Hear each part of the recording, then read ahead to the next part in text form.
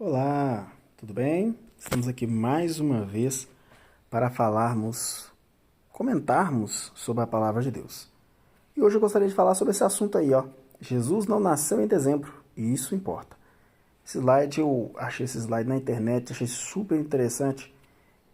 E tem algumas coisas que realmente eu nunca tinha parado para pensar e eu gostaria de compartilhar com vocês aqui sobre essa mensagem, tá? Sobre essa questão de Jesus não ter nascido em dezembro. Estamos chegando aí a mais um Natal, hoje são 20 de dezembro de 2025, estamos chegando aí a mais um dia de Natal, feriado de Natal, e eu gostaria de compartilhar com vocês esse assunto aí muito importante, né? Aí diz que a Bíblia não diz a data, mas ele deixou um mapa do tesouro. Então, vamos seguir esse mapa? Vamos ver o que esse mapa diz? Olha que interessante que nós vamos descobrir no dia de hoje. A chave, né? Se você quiser seguir o fio, começa com o sacerdote Zacarias. O que Zacarias tem a ver com que dia que Jesus nasceu? Olha que interessante, começa com ele, tá? Para saber quando Jesus nasceu, nós precisamos descobrir o nascimento de quem? De João Batista, o seu primo, né? João Batista foi aquele profeta que preparou o caminho de Jesus. Nós temos que saber aí, a chave está com o pai dele, tá? E nós vamos lá, a pista está em Lucas 1, verso 5, tá? Vamos abrir essa passagem, deixa eu abrir aqui para vocês aqui, ó. Lucas, o capítulo 1, verso 5, é esse texto aí. No tempo de Herodes, rei da Judeia, havia um sacerdote sacerdote chamado Zacarias, que pertencia ao grupo sacerdotal de Abias, e Isabel, a mulher dele, também era descendente de Arão.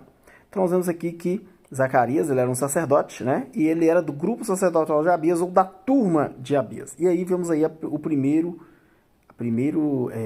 primeira pista, né?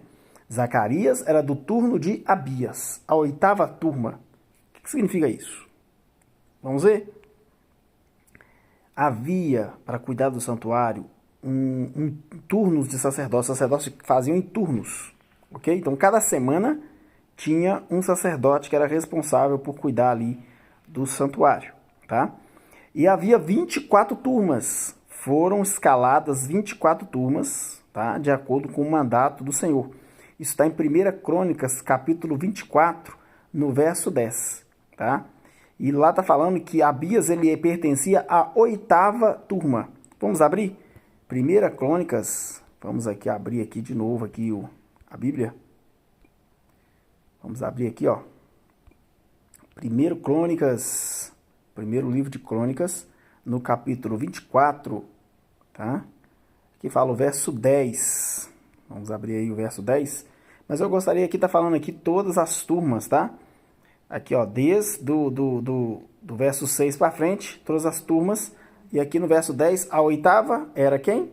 Abias, ok? Tem uma tradução interessante aqui, que é a tradução nova na linguagem de hoje. Ela já coloca tudo certo, tudo juntinho. E aí a gente pode ver aí, ó, dos versos 7 ao 18. Depois de tirar da sorte, os 24 grupos receberam os turnos na seguinte ordem. Então vamos lá. 1, 2, 3, 4, 5. Nós vemos aqui que o oitavo turno era quem? Abias. O que tem a ver ele ser do oitavo turno? É aí que nós vamos ver. Então o verso 10 está dizendo que Abias era o oitavo turno. Então Zacarias estava fazendo o oitavo turno dos 24. Ok? O ciclo ele começava no início do ano. Só que o ano bíblico, ele não começava em janeiro, como a gente hoje tem, como a gente acredita hoje, tá? Nos tempos bíblicos, o ano geralmente ele começava entre março e abril, tá? Entre março e abril. E lá o mês chamava Nissan, compreendia aí parte do mês de março, parte do mês de abril, ok? Quando que Zacarias esteve lá, estava lá fazendo seu serviço? Contando as semanas desde o início do ano, este ano aí que começa entre março e abril, a oitava turma de Abias, ela servia entre os meses de Sivan e Tamuz, o que a gente, né, os nossos meses de maio e junho. Então, entre maio e junho, né, a turma de Abias servia no templo. E a Bíblia diz que após ele voltar para casa, Isabel engravidou. Então, nós vemos o seguinte, olha só, ele servia num turno que compreendia entre maio e junho, ok? O oitavo turno era nessa época aí.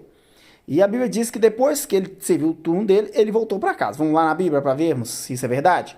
Lucas no capítulo 1, mesmo capítulo que a gente estava, só que agora nos versos 23 e 24. Quando terminou, olha aqui, ó, 23 e 24. Quando terminaram seus dias no serviço no templo, Zacarias voltou para casa. Pouco tempo depois, Isabel, a sua esposa, ficou grávida e durante 5 meses não saiu de casa. E ela disse. Então, vemos aqui. Assim que ele voltou para casa, Isabel engravidou. Ok? Então, Isabel engravidou. Assim que ele voltou para casa. E isso aí se deu mais ou menos aí, né, no final aí, depois aí que ele serviu ali no templo, né? Entre maio e junho. Quando acabou o serviço, ele voltou para casa. E nós vemos aí que João Batista foi concebido no final de junho, início de julho. Ok? Então aí, entre junho e julho, João Batista foi concebido. Inclusive, né, tem aí a festa, né, de São João, né, que ocorre em junho. Eu não sei se essa festa está falando do nascimento dele ou se está falando da concepção dele. Eu não sei dizer, é uma festa católica, né? Mas temos esse mês aí, tem alguma coisa a ver aí com João Batista. Aí a matemática da gravidez de Maria, tá? 6 meses depois, deixa eu voltar aqui, 6 meses depois, o anúncio. Quando o anjo Gabriel visitou Maria, Isabel já estava no 6º mês de gravidez. É o que diz lá o texto. Vamos lá, verso 26 aqui, ó, logo para frente aqui nós podemos conferir aqui, ó. Quando Isabel estava no 6º mês de gravidez. Olha aqui, ó. Isabel estava no 6º mês de gravidez, Deus enviou o anjo Gabriel a uma cidade da Galiléia chamada Nazaré. Então, 6 meses depois que ela engravidou de João, Maria recebeu a visita do anjo. Tá? Recebeu a visita do anjo aí 6 meses depois. Vamos voltar lá. Quando o anjo visitou, né, ali, se João foi concebido entre junho e julho, 6 meses depois, nos leva a que ano? A que tempo do mês? Dezembro, janeiro, que eram os meses de Kislev e Tevet. Então, nesse período aí, 6 meses depois que Isabel engravidou, Maria também engravidou. E 6 meses depois de junho, você vai ver que vai dar dezembro. Assim, o 25 de dezembro não aponta para o nascimento, mas para um período próximo a quê? A concepção de Jesus. Olha que coisa interessante que eu não sabia. Então, esse mês de dezembro, Jesus foi concebido. Não nasceu, ele foi concebido. Certo? A luz do mundo chega no escuro. Em dezembro, Israel celebra Hanukkah. Hanukkah é a festa das luzes. É uma festa, né, israelita que ocorre aproximadamente no mês de dezembro, janeiro. Né, ocorre essa festa chamada Hanukkah. Em todo sentido teológico, né, Jesus, a luz do mundo, foi concebido no ventre de Maria exatamente durante a festa das luzes.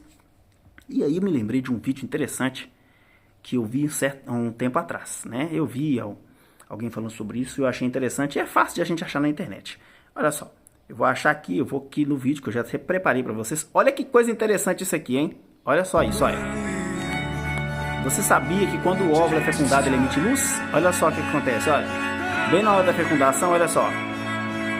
Olha lá. Tá vendo? E existem alguns vídeos aqui, igual esse vídeo aqui, olha. Aqui esse homem explica por que o óvulo emite luz. Tem a ver com o zinco que é liberado, né? Vou parar aqui, não vou mostrar, mas o zinco que é liberado ali quando há a fertilização do espermatozoide com o óvulo. Então ele emite essa luz. Mas voltando ao nosso texto aqui, né? Jesus ali, ele foi concebido durante a festa das luzes. Olha que interessante. Isso, dezembro, janeiro. Então quando que ele nasceu? 9 meses depois de quê? De dezembro. Se nós contamos uma gestação normal de 9 meses a partir de dezembro, nós chegamos a quê? Setembro ou outubro. E no calendário judaico, esse é o mês de Tishrei. Mas o dia exato pode ainda ser mais surpreendente ainda. Então, ou seja, ele veio aí entre setembro e outubro. Certo? Então, por que pode ser mais surpreendente o dia exato? A festa dos tabernáculos. Entre o mês de setembro e outubro, ocorria em Israel a festa dos tabernáculos. Tá? E o que ela fala lá? O mês de Tishrei, final de setembro e início de outubro, Israel celebra a festa dos tabernáculos, que é a festa de Sukkot. Nessa festa, o povo habita em tendas temporárias para lembrar que Deus habitou no meio deles durante o deserto. Tá? E a prova teológica vem aqui. Em João 1,14, afirma, o verbo se fez carne, tabernaculou entre nós. Olha só que interessante. Nas nossas traduções, na maioria das nossas traduções, o texto que aparece aí, na verdade, é João, capítulo 1. Deixa eu ver se é o verso 14 ou é o verso 12. Deixa eu achar aqui. Aqui, ó. Essa passagem aqui, ó. Só que eu vou olhar ela em outra tradução, que vai ficar bem mais interessante, tá? Vou olhar aqui, ó, na amplificada, que é outra tradução.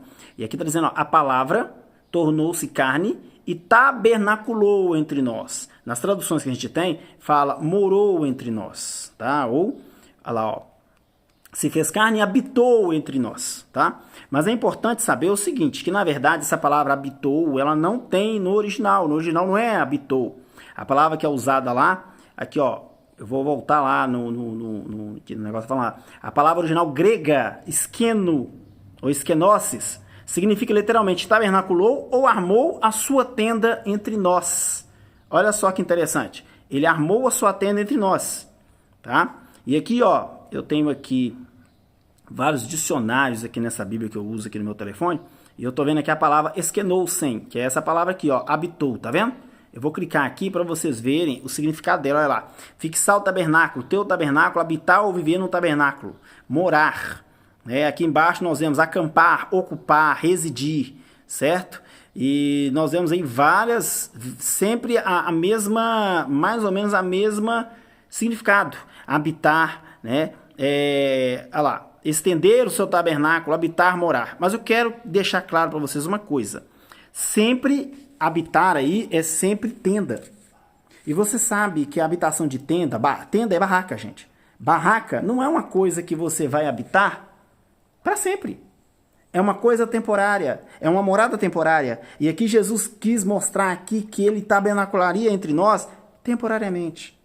Ele esteve aqui com nós e viveu aqui conosco 33 anos. Foi um relâmpago, né? Ele viveu pouco tempo conosco. Não era uma morada fixa.